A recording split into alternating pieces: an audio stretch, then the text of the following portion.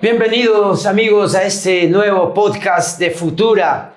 El día de hoy vamos a tratar un tema controversial en la medida en que se están disputando las teorías desde dónde se puede analizar al arte, desde dónde se entiende al arte. El episodio del día de hoy, la industria de lo absurdo cuando el ridículo se volvió arte. En nuestra introducción vamos a hablar sobre el arte de hacer el ridículo. Porque aparentemente ahora nosotros estamos viviendo una era donde lo absurdo se empieza a convertir en algo rentable, ¿no es cierto? El ridículo ya no se evita, por el contrario, se produce, se graba y se monetiza. Videos virales, bailes sin sentido, escándalos en vivo, retos peligrosos, todo vale si genera clics, Panchito. Bienvenido al programa del día de hoy, donde la fama capaz que ya no depende del talento, sino del algoritmo. Y esto nos plantea una pregunta inquietante. ¿Hemos convertido al ridículo en una nueva forma de arte o es el síntoma más claro de nuestra decadencia cultural? Bienvenido, Pancho, bienvenido a este episodio magnífico. Hola, Santi, hola amigos. Espero que hayan tenido una buena semana. Como dice Santi, el título del podcast de hoy es bastante provocador. En cuanto nos hace reflexionar en que si todo lo que estamos consumiendo es arte hoy por hoy, ¿no? Se dice que el arte es subjetivo, pero para saber si es que algo es arte debe cumplir con ciertas características, Santi. No podemos quedarnos en que, bueno, cualquier pendejada que vemos, perdón por la palabra, cualquier cosa que vemos en TikTok, en Instagram o en las redes sociales es arte, sino que esto tiene que cumplir con ciertas características, ¿no?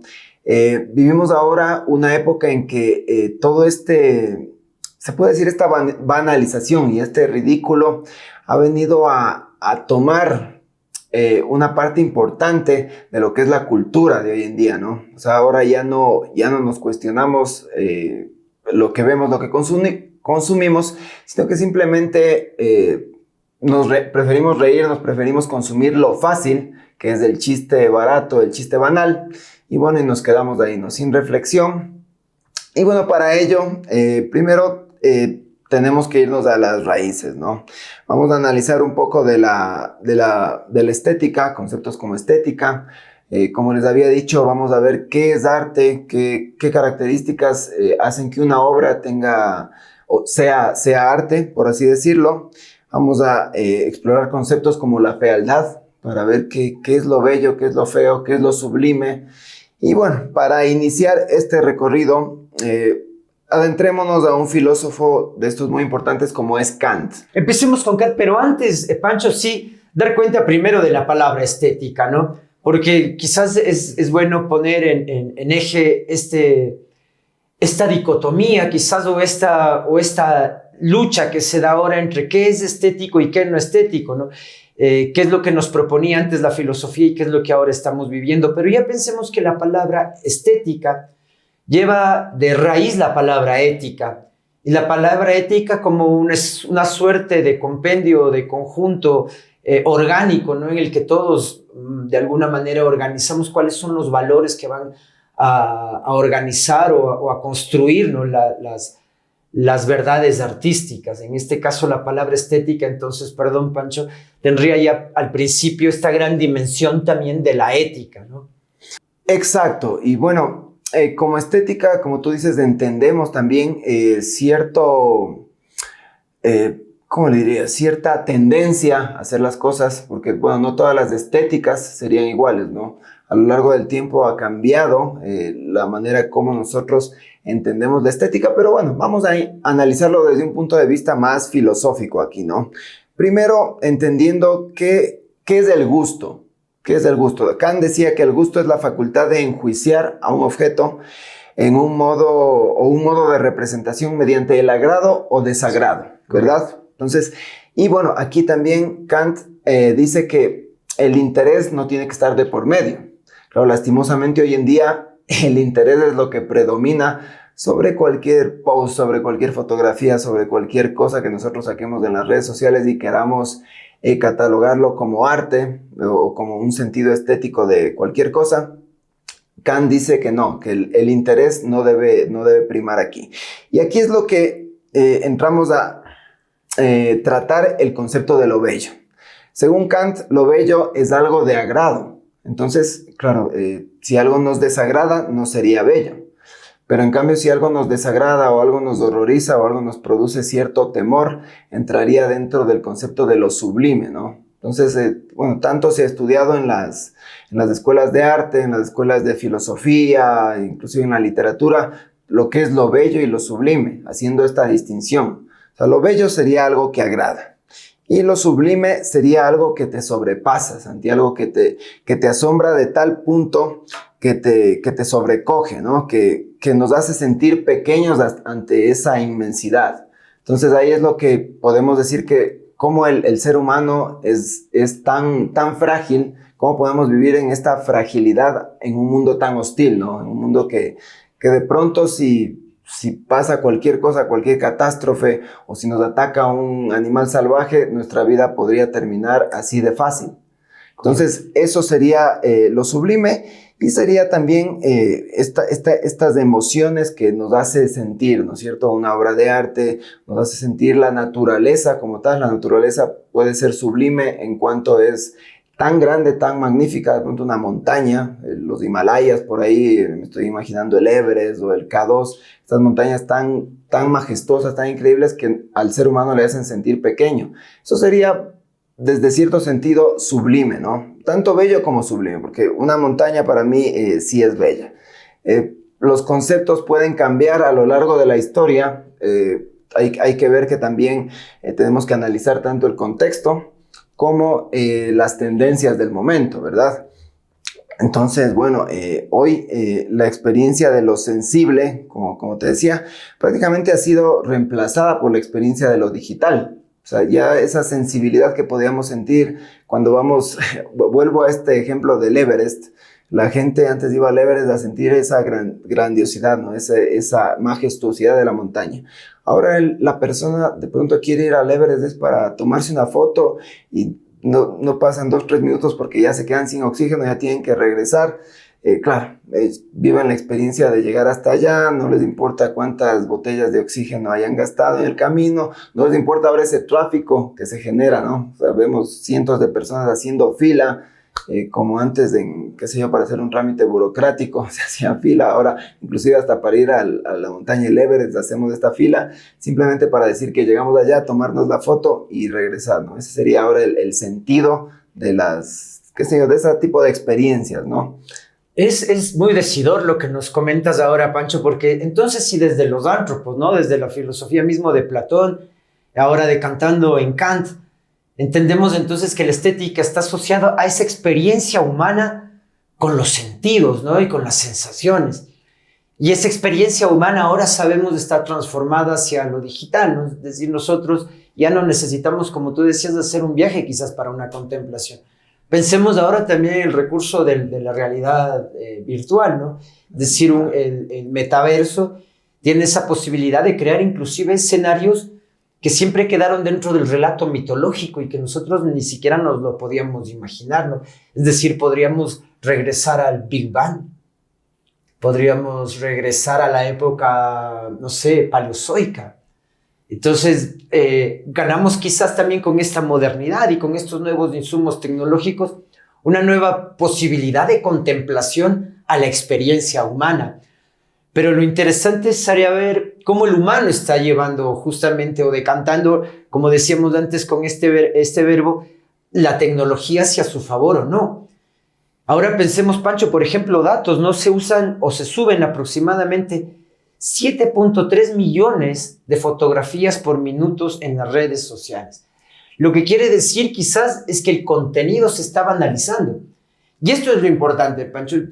Quizás no sea importante que yo viaje al Himalaya a conocer la cultura himalaya y hacer la peregrinación que antes se hacía con mucho orgullo, sino es justamente el gesto de sacarme la selfie y que no importe nada más, sino es el registro de la selfie donde yo estoy además mostrando una cara de contento, porque no puedo mostrar desagrado, ¿no? Y yo no sé si muchas de estas experiencias no pasan necesariamente por este agrado, porque la experiencia humana también pasa por lo sensible, decíamos antes, quizás por las cosas que son grotescas y que nos conmueven, pero ahora nos están conmoviendo, la vida está para conmovernos, ¿Lo bello se está contemplando o solo estamos deslizando ya? Es como que la generación actual, o bueno, las generaciones actuales se ven forzadas a este agrado, ¿no? O sea, o agradar a través de las redes sociales, ya que, como tú decías, son tantos millones de fotografías que se suben por minuto a las redes sociales que se ha banalizado todo este tipo de contenido. Acuérdate que yo recuerdo que hay un término que se utilizaba antes, el término de lo pintoresco, que justamente viene de la época de Cannes, del Renacimiento, en donde, claro, algo pintoresco es algo que se pintaba, porque de la pintura, algo que alguien quería capturar en una pintura. Hoy eso pintoresco prácticamente se ha transformado en algo tan, no sé, en esta vorágine de información que necesita subir sí o sí. Por ejemplo, estamos haciendo este podcast. Ahora, para subirlo a TikTok, tenemos que subir todo el previo, el antes de cómo hacemos el podcast, todo esto.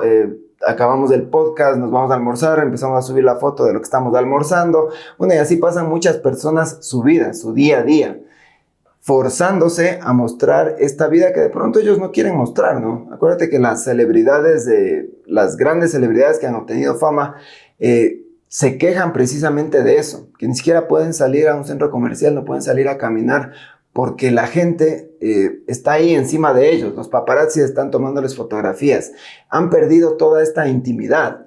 Entonces, la gente que, claro, no somos famosos, que la gente que no es famosa, es como que no hemos visto ese lado de la fama, que sería esta agresión a la intimidad, ¿no? ¿Cómo es? Perder esos momentos de silencio, esos momentos de contemplación que podemos tener. Y bueno, tenemos muchos de estos actores famosos que han caído en drogodependencias, que se han suicidado, porque no han sabido manejar esta fama y esta falta de intimidad, esta falta de silencio en sus vidas, ¿no? Ahora, Pancho, pero eso es parte de la fama, ¿no? Es decir, pensemos que antes era el producto de un sujeto que sabía hacer algo bien. Ahora, con la magnitud y la explosión y además la exposición, como tú nos cuentas, del ser humano frente a las redes, entonces ya estamos todos expuestos al TikTok y además todos queremos estar expuestos al TikTok porque todos queremos empezar a contar nuestra vida desde esos minutos. El tema es que no todos tenemos el arte. No todos estamos en la capacidad de poder hacer un performance adecuado para que la gente se ennoblezca o por último se entristezca mirando ese gesto. Lo que ahora irrumpe, y quizás es justo a lo que queremos llegar, es esto de la fealdad como espectáculo. Porque como somos sujetos comunes y hacemos el ridículo porque no lo vamos a hacer bien, entonces justificamos esa ridiculez como fruto de una nueva estética, como una estética de lo feo. Y sopórtame y soporta mi arte porque es horrible, pero es arte. Es que, acuérdate, Santi, que ahora ya no buscamos ni siquiera agradar. Ahora buscamos la reacción, la viralidad.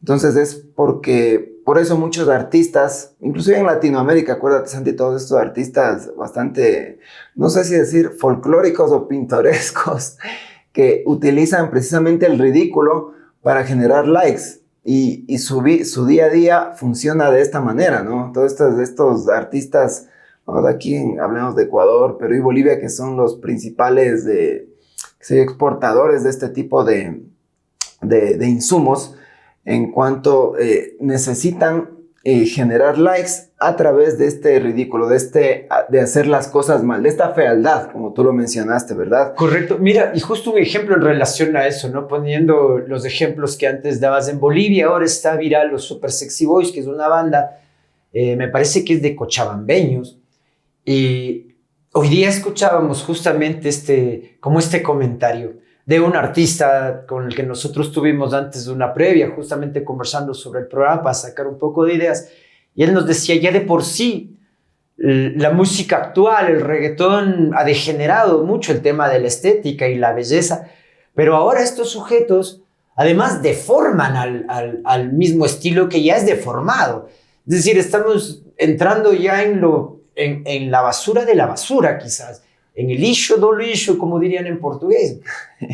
Sí, y bueno, la fealdad tiene su historia, ¿no? Si nos remontamos a la Grecia antigua, vamos a ver que había un ritual llamado el fármacos. donde se sacrificaba al habitante más feo del pueblo en aras de limpiar la polis, como se decía, ¿no? De augurar buenos tiempos. Claro que en todo esto había una especie de mito, una tradición de que si evidentemente limpiabas lo feo, limpiabas la maldad, ¿no? Limpiabas las impurezas. Entonces se sacrificaba de esta manera al más feo de la polis y con eso augurabas un mejor porvenir en las ciudades de Grecia. Entonces, y me suena mucho a nazi eso, que vamos como a purificar la especie de alguna manera, ¿no? Porque el feo no puede reproducirse. Sí, es locura. Lo que pasa es que, claro, vivimos del mito. Inclusive, si vemos todas estas series de vikingos que, inundaban hace unos 10 años todas las redes sociales, las plataformas de streaming, vemos que sacrificaban, no necesariamente al más feo, pero sacrificaban a una persona que les iba a augurar, qué sé yo, la victoria en la guerra, o les iba a augurar buenos tiempos de cosecha. Entonces, esto del sacrificio ha sido parte de todas las culturas, ¿no? Correcto, sí, Lastimosamente, yo creo que hoy en día estamos sacrificando el buen gusto y estamos sacrificando el buen arte en aras de no sé qué tipo de porvenir será el que nos lleve a esto, ¿no? Es que, bueno, como estamos comprendiendo, Pancho, y como nos estás contando, la estética de la belleza y de la fealdad, que ahora tenemos que intentar marcar una distancia entre los dos conceptos, no era necesariamente solo una cuestión de gusto, ¿no es cierto? Sino más bien era un mecanismo de orden social, inclusive, ¿no? Como nos estás contando, este tema del sacrificio. Pero en todo caso estamos viendo que las artes en tiempos pretéritos estaban lidiadas con un orden social, es decir, formaban parte del tejido social. Y si ellos estaban hablando, obviamente, de estos valores de la estética, de la belleza, del gusto, de lo sensorial, entonces estamos hablando quizás de algo muy distante a lo que vivimos ahora con la cultura digital, Pancho. Bueno, y se puede decir que, un símil del ritual del fármacos, que sacrificaban al más feo antes, se puede decir en ahora que sacrificamos de pronto al cancelado, ¿no? En la cultura digital, ¿no? Tenemos este cancelado, este viral porque hizo el ridículo de manera viral, también lo cancelan, lo apartan, lo hacen a un lado. Claro, y no necesariamente el viral es el que tiene este montón de likes, o tiene el montón de likes, pero a la vez es cancelado de pronto en las esferas más serias, ¿no? que vivimos hoy en día. Y se convierte en una especie como de chivos expiatorios, ¿no? Uh-huh. Del espectáculo. Y sí, porque al final la sociedad los elige. Es decir, somos todos los que los elegimos, pero nos elegimos para burlarnos. Exacto. Lo chabacano, lo torpe, todo eso, lo que nosotros ahora estamos consumiendo en redes sociales, es simplemente un ejercicio de burla más hacia el prójimo y hacia nosotros mismos. Y lo terrible de todo esto es que luego nos vamos a olvidar, Pancho, porque como deslizamos la pantalla, entonces dejamos de inclusive encontrarnos dentro de esos relatos que ya acaban siendo, te digo, burdos, ¿no? Y ya no hacemos una lectura sincera, ¿no? Lastimosamente, yo he visto mucho esto en la política también, que de pronto, acá en Sudamérica, bastantes políticos a través del ridículo han logrado catapultarse inclusive hasta carreras, en la política, en la diplomacia, y que la gente como olvida tan rápido, también son cancelados de pronto un momento, pero olvidan rápido. Y como ya son reconocidos, entonces de pronto ya a las siguientes votaciones los vemos ahí en la papeleta de votación. Y es cuando te recuerdas, esta cara me suena a algo, no recuerdo bien, pero claro, como la gente desconoce de política, desconoce de una propuesta de gobierno, entonces simplemente se va a lo conocido, ¿no? Cogen y le dan el voto a ese personaje que de pronto, por esta viralidad o por este ridículo que hizo en su momento, logró catapultarse en una carrera política, ¿no? Eso ha pasado bastante aquí en estos países latinoamericanos. Es una forma de visualizarle justamente al freak, visualizarle al monstruo, al deforme, ¿no es cierto? Porque además lo que estamos hablando son de formas, por último, y las formas también son nuestros comportamientos. Y cuando uno tiene un comportamiento deforme, también se convierte en una suerte de monstruo. Y pensemos de esto que ya en la Edad Media, los monstruos eran vistos como algo negativo, ¿no? Es decir, se analizaba a la bruja, por ejemplo, ¿no? También en tiempos de los griegos a Polifemo, que era un monstruo no tanto por su fuerza y su grandeza, sino porque tenía un solo ojo, su deformidad. Entonces, estamos hablando de que el deforme, ¿no? Y otra vez las formas son las que daban cuenta y daban miedo en cierto tiempo al ser humano y por las que intentaba hacer una distancia. Claro, ya en la Edad Media, claro, los deformes, los leprosos, eran considerados como una especie de castigo divino. Acuérdate que como la iglesia tenía esta injerencia tan grande sobre todo el pueblo, todos prácticamente practicaban el catolicismo o eran de alguna otra religión, me imagino, en otros pueblos, a esta gente deforme, a esta gente que nacía de pronto distinta, ¿no? Lo catalogaban como algo amoral, algo, no sé, un castigo divino sobre sus familias, sobre sus pueblos. Claro, no lo veían de pronto desde el punto de vista de la medicina o desde el punto de vista de la racionalidad, sino que era básicamente estos mitos, ¿no? Que perduraron a través del tiempo. Sociedad daba la espalda al monstruo. Ojo que en esas mismas épocas, Pancho y queridos amigos, acá en América, ya entendemos por los relatos que nos dejaban los cronistas de Indias, igual estamos hablando del medioevo, 1500, cuentan que los poblados acá en América Andina lo que hacían era cuidar del deforme. Y el deforme más bien lo subían a un nivel más de deidad, una suerte de huaca. Entonces, por ejemplo, los niños con el labio leporino pensaban que tenían una asociación con el felino o con la llamita. Entonces, por el tema del labio partidillo, entonces asumían una suerte de tótem con los animales y les daban un poder, ¿no? Una huaca. Ahora, algún momento, pero Pancho, el arte también tiende ya a empezar a buscar la fealdad. O más que la fealdad, quizás ironizar sobre el poder, la belleza y la estética, ¿no? Sí, hay un cuadro muy famoso que se llama La Duquesa Fea, ya en el siglo XVI, ¿no? Que retrataba satíricamente a esta anciana, de cierta manera deforme, vieja, con orejas grandes, una nariz por ahí media deforme también, en el cual, claro, como los patrones de belleza eran tener la piel lisa, el cabello largo, rubio, prácticamente sin imperfecciones en la piel, era todo lo contrario a esta duquesa, ¿no?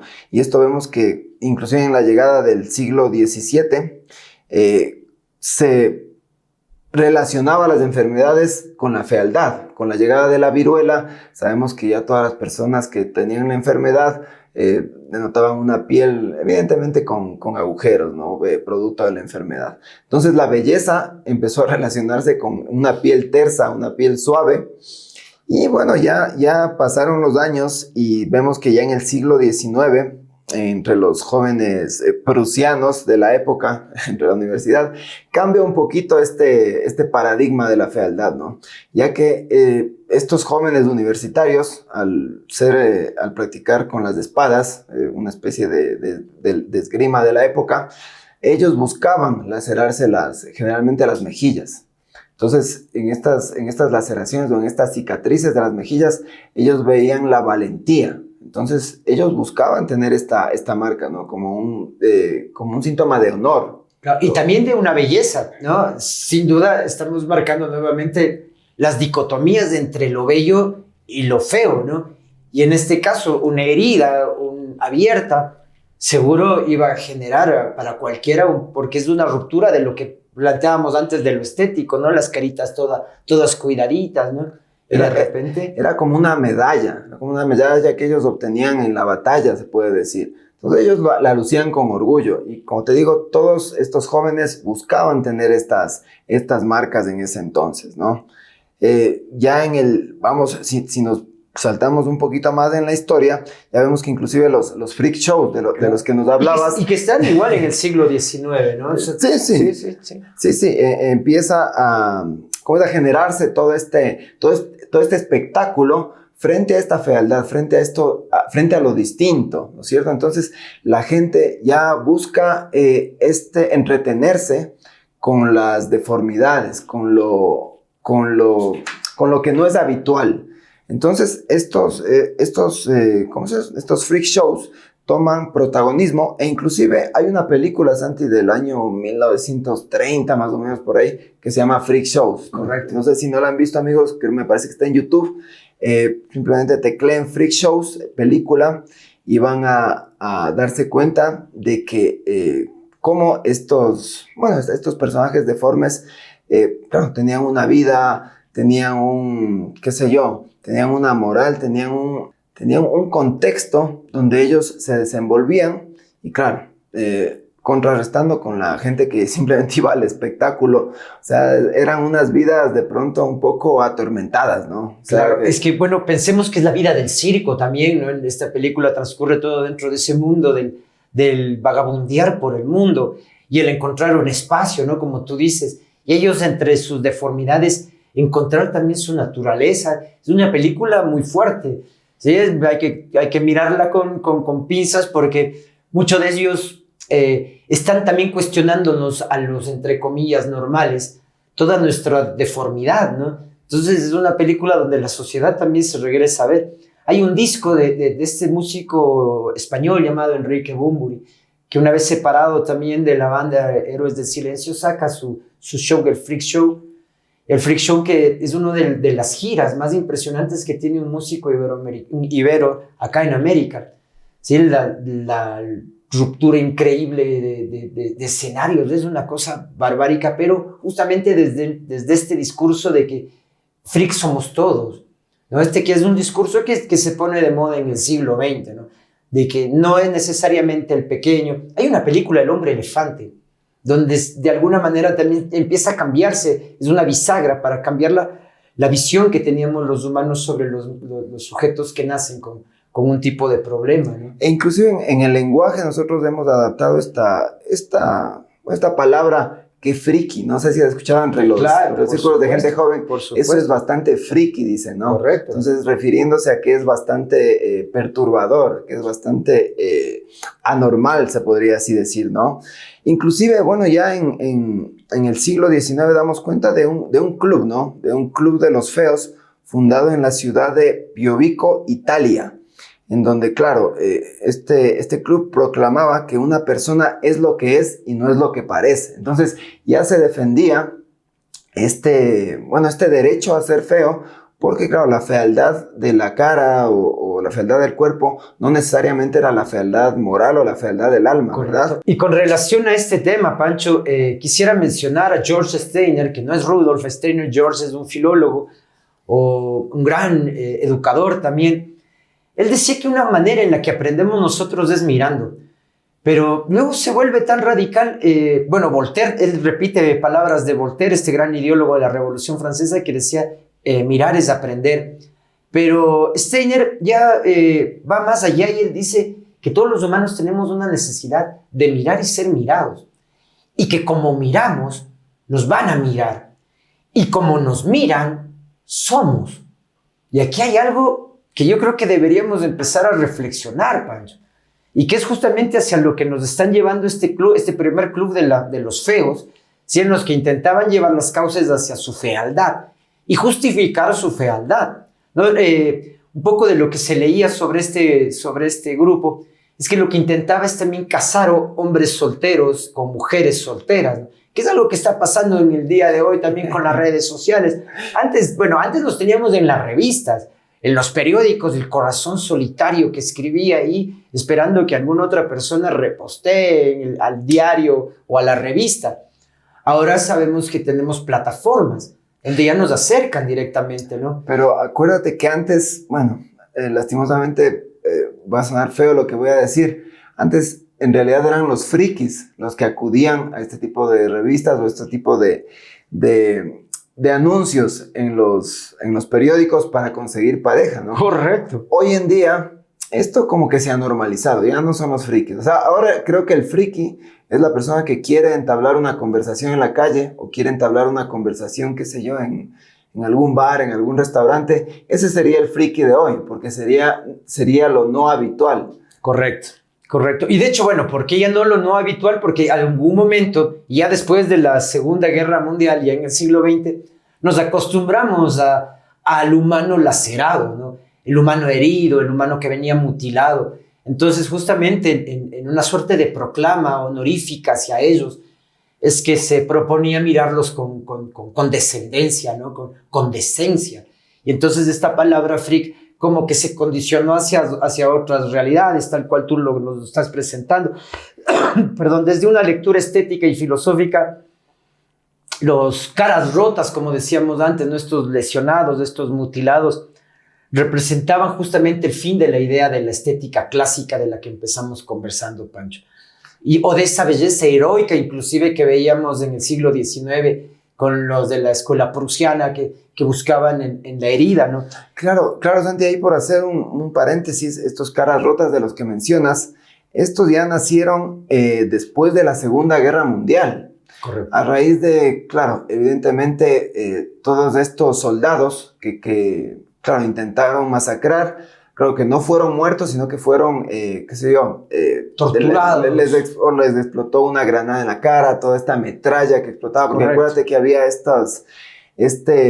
¿cómo se llama? Todo este aparato armamentístico que no era tan sofisticado en ese entonces no mataba directamente, sino que más hería, quitaba brazos, prácticamente, bueno, era generalmente sobre los rostros que les llegaba metralla y todo este tipo de cosas, y damos cuenta de que alrededor de 15,000 soldados franceses tenían estas deformidades en los rostros a causa de la guerra. Entonces de ahí nace este término, que me decías antes, los caras rotas, que claro, ya cambia esta resignificación sobre la fealdad, ¿no? Ya los vemos como una especie de condescendencia y claro, ellos ya serían como una especie de héroes y toda esta fealdad daríamos cuenta de que no sería algo que ellos querían, sino de algo lo grotesco de la guerra. sino que algo que lastimosamente ellos llevarían como una especie de, no sé, como una especie de cruz a cuenta de que tuvieron esta mala fortuna de ser alcanzados por, como te digo, una bala, una metralla. Y lo absurdo de la guerra también, Pancho, es que se pone ahora en tapete, ¿no? Justamente dando cuenta de que muchas de las actividades humanas acaban siendo ridículas, como la misma guerra, ¿no? Pero ahora entramos dentro del espectáculo de lo ridículo. Es decir, quizás ahora evadimos el tema de la violencia entre seres humanos y ya sabemos que quizás el enfrentarnos, bueno, a pesar de que sabemos que no es un buen negocio, todavía seguimos en esos ejercicios de enfrentamiento. Sin embargo, la sociedad común adapta todas estas teorías, adapta a su cotidiano y empieza también ya a vivir un espectáculo del ridículo. Claro que sí. Bueno, citemos un poquito a Walter Benjamin, ¿no? En el año 1932, en que, bueno, él ya nos anticipaba, ¿no? Que la reproducción técnica del arte, ya centrándonos un poquito más al arte, le va a hacer perder su esencia, le va a hacer perder su aura. Y la cultura se transformaría en el espectáculo. Pero acuérdate que la esencia del arte antes era esto de sublevarse, ¿no? Esto de protestar en contra de lo establecido. Entonces de ahí nacía el arte. Cuando esto se tecnificó, lastimosamente la gente lo produjo en masa y estamos viendo lo que estamos viviendo ahora, Santi, que la gente ya solo lo consume sin el cuestionamiento. O sea, ahora ya el arte ya no es algo que dices, oh, eso es arte, me hace reflexionar, me hace pensar acerca de la protesta qué sé yo, de un colectivo, de un pintor, de un escultor, sino que simplemente buscamos para el consumo de las masas, ¿no? Claro, esto Adorno y Horkheimer ya lo llamaron la industria cultural, ¿no? Es una suerte de como de máquina de fabricar diversión estandarizada y así se va manteniendo un público distraído, diría yo, idiotizado, Pancho. Porque tal cual lo que tú estás proponiendo, ¿no? Si antes una de las versiones, una de las vertientes para crear arte era la insatisfacción social en la que uno debía construir base patrones estéticos, una lucha conceptual, ahora se convierte en un grito malcriado. Ahora simplemente es una sarta de majaderías en contra sin ningún tipo de poder y sin ningún tipo de valor, porque simplemente es tirar lodo sin ninguna construcción tampoco de fondo. Y el poder no se desarma, sino que el poder solo lo engrudas con tu lodo que le lanzas. Entonces, depende de cómo reacciona el poder. Si el poder es hábil y engrudado, se hace más fuerte. Entonces, pensemos ya que hoy estamos viviendo esta industria que como que está decantando en en un mundo ya globalizado, donde lo freak, lo extraño, lo deforme, lo feo, lo ridículo, está bien si se puede monetizar porque está al final distrayendo. Sí, lo que pasa es que el espectáculo ahora se alimenta de lo fácil, ¿no? Antes el arte se alimentaba de lo complejo, de lo que te hacía pensar. Ahora el espectáculo se alimenta de lo fácil. ¿Y qué es lo fácil? Es lo ridículo generalmente, ¿no? O sea, por citar un ejemplo, ahora estamos inundados de estos stand-up comedies, que, bueno, antes un stand-up comedy era algo que uno quería ir a ver, ¿no? Decías, o sea, los comediantes eran raros, ¿no? Acuérdate de, bueno, por citar algún elemento hollywoodense, Jim Carrey, que es genial, o sea, uno veía sus obras, veía sus películas, y era una persona que con un sentido del humor, o sea, bastante inteligente, ¿no? Ahora, al producirse estos comediantes en masa, ya lo que quieren es visualización. Visualizar, bueno, yo sé que en su mayoría tratan de ser auténticos, pero la mayoría caen en la repetición, ¿no? Caen en una especie de, no sé, no es que ellos tengan referentes, sino en la copia fácil, en hacer lo que otros ya han hecho, simplemente para generar likes y darse a conocer y así ganar dinero. O sea, todo lo vergonzoso o todo lo que algún momento fue vergonzoso, hoy parece que se convierte en un gran negocio. Y de hecho, haciendo un poco relación a lo que tú nos decías ahora en el siglo XX, ¿no? Son exposiciones inclusive de lo lamentable o de lo triste que puede ser la vida de uno y exhibirla frente al resto, ¿no? Hay un stand comedy que lo hace un discapacitado y su público son discapacitados y se ríen de su discapacidad.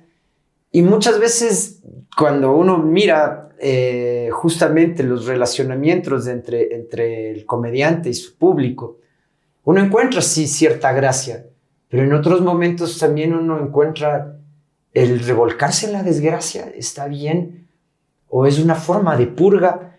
Ahí quizás nuevamente te digo, es como que lo vergonzoso, lo que hasta antes era punible o tenías que medio esconderlo, ahora es factible de hacer contenido.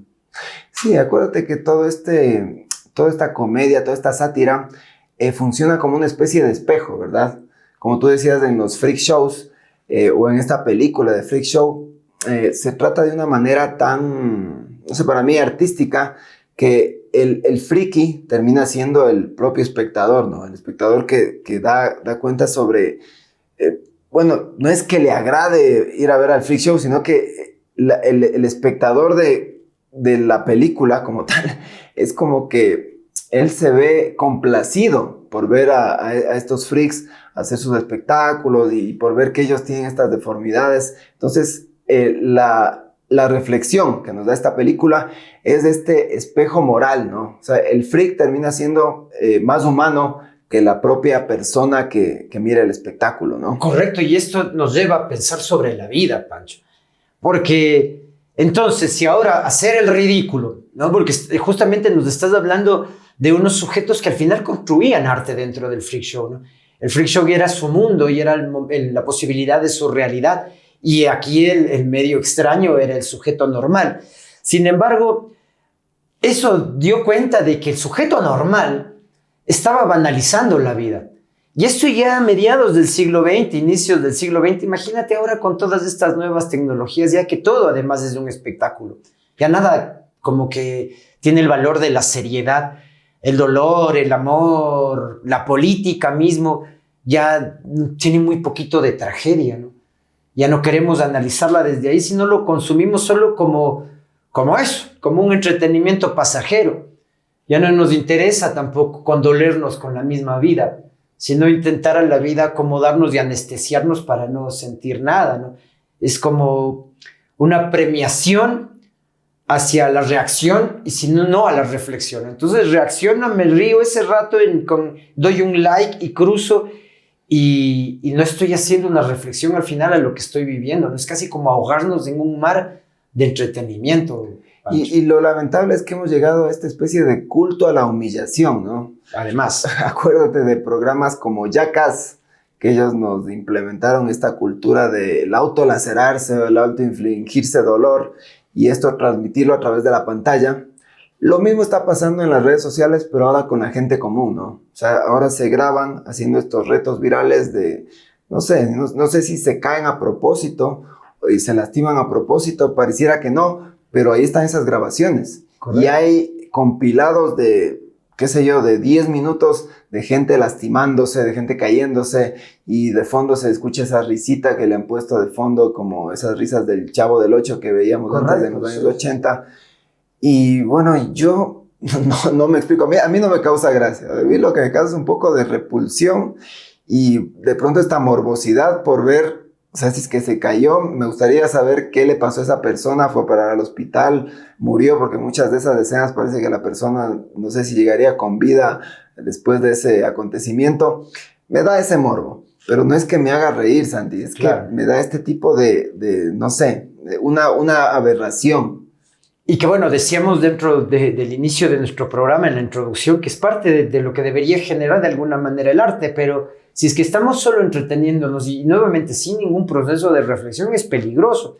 Inclusive piensa que ahora hay políticos que lo que hacen es buscar justamente su lado más burdo, ¿no? O algún tipo de experiencia también, pero así lamentable y vergonzosa, para volverse viral. Los datos se vuelven virales y por tanto el sujeto se vuelve importante. Le vas a ver después de unos 3 meses ya no conversando quizás que la mujer le había traicionado, que estaba pidiendo a la mujer porque él le traicionó, porque la amiga le pidió o le estaba acosando. Y después de 3 meses, como olvidamos todo y no hacemos reflexión, este mismo sujeto nos está diciendo cómo políticamente deberíamos pensar. Entonces, entramos dentro de un juego en el que ya Byung-Chul Han lo sintetizaba, ¿no? En esta sociedad del cansancio, uno de sus libros maravillosos, donde él pensaba en este exceso de positividad del ser humano, ¿no? Es decir, yo puedo conseguir todo, yo soy todo, yo soy el freak, yo soy el que no soy freak, yo soy mi propio jefe, de hecho, no soy el emprendedor. Pero Chul Han decía, ojo, quizás nos equivocamos y no somos nuestros propios jefes. Somos nuestros propios esclavos. Y en la medida en que somos nuestros propios esclavos, estamos dispuestos a hacer cualquier tipo de barbaridad, inclusive en contra de nuestra propia dignidad, Pancho. Y en ese sentido ahora somos esclavos de la exposición, ¿no? Somos esclavos de esta intención de generar arte, porque claro, rara vez estamos generando un buen arte, sino simplemente tenemos la intención, ¿no? Ahora todo es arte, todo es llamar la atención a través de lo que se llamaría auténtico, honesto, o lo que creerían esas personas que están haciendo, ¿no? Yéndonos un poquito más allá de la política, me hiciste pensar en estos personajes como Maduro o Petro, generalmente estos dictadores que, como tú lo dices, se creen todo, ¿no? Se cree que ellos son, qué sé yo, la Coca-Cola en el desierto, dicen. Entonces, este tipo de gente, por lo que se les recuerda es por eso, por este ridículo que están haciendo frente a todo un pueblo, ¿no? Porque lo único que pueden generar en su discurso es un poco de, no sé, un poco de chiste, un poco de cháchara, pero que ya nadie se toma en serio. Porque lo que generalmente hacen ellos es precisamente esto, el ridículo. En este caso ni siquiera es del chiste, porque no quieren hacer chistes del discurso fácil, el discurso populista. Y lamentablemente hemos llegado a estas instancias, inclusive en la política, ¿no? Ahora, Pancho, pero es complicado también y pedirle a la gente que entienda qué es el arte. Porque entonces tendríamos que ahora sí justamente intentar determinar cómo podríamos hacer una lectura sesuda de lo que para mí o lo que para la colectividad debería ser arte. Y aquí entrar a una definición, ¿no, Pancho? La habilidad, la estética y la narrativa se proponía algún momento como 3 elementos indispensables del arte, porque en la habilidad obviamente está el ejercicio de la obra, en la estética está el gusto o el buen gusto para hacerlo, y en la narrativa es cómo está la construcción de esa obra de arte para que la otra persona pueda leerlo. Ahora, ¿qué pasa si nos falta uno de estos tres elementos dentro de una obra de arte, Pancho? Bueno, podemos, antes de analizar estos tres elementos, quiero irme a uno de los artistas que prácticamente estableció un antes y un después, ¿no? En toda esta concepción de lo que podríamos llamar arte y lo que no, que es Marcel Duchamp. Acuérdate que él hizo esta propuesta del urinario dado la vuelta, llamado Correcto. Fontaine, y que simplemente lo puso ahí en un escaparate y lo llamó arte, ¿no? Entonces, con esta idea proclamó la muerte del arte tradicional, ¿no? Esa era su intención, como una crítica, mostrar que el arte había perdido sentido trascendental frente a la mercantilización que se estaba dando por ese entonces ya de todas estas vanguardias que claro, nacieron desde este grito, desde este llamado al cambio social, pero que, bueno, se banalizaron y se mercantilizaron, ¿no? Lastimosamente, este mismo grito de Duchamp, que nació como una provocación filosófica, fue devorado por el mismo sistema, ¿no? Entonces vemos como ya artistas posteriores empezaron a replicar a diestra y siniestra, hasta que llegamos a esta banana que prácticamente le ponían esta cinta scotch, como se le dice acá, o este pegamento ahí en la pared, y ya se lo podía considerar como arte, ¿no? Conceptualmente sí, desde el grito que decía Duchamp, pero ya si lo vemos como una obra de arte como tal, que debería tener estas características que les mencionábamos acá a nuestros amigos que íbamos a analizar en un principio, no. Toda esta narrativa, toda esta habilidad que necesita un artista para, evidentemente, generar arte y la estética que tú proponías, ¿no? La forma que ellos hacen y evidentemente tener toda este valor como obra de arte. Y rotundamente, entonces, el arte debería ser aquello que altera nuestras emociones, que invita a la reflexión, que revela lo invisible. Pero vivimos, como decíamos, en una época donde el mercado premia lo inmediato y lo no trascendente, ¿no? El algoritmo se ha convertido en el nuevo mecenas y su única regla es la viralidad. Antes los artistas tenían que depender necesariamente de algún tipo de aristócrata para que pueda financiar grandes obras. Pensemos Da Vinci, pensemos Miguel Ángel. Ahora quienes están viralizando, o quienes están permitiendo más bien la posibilidad de que las obras se reproduzcan y que tengan una distribución masiva, son los algoritmos. Y esos son los que están ahora determinando qué producto o no es viral, Pancho.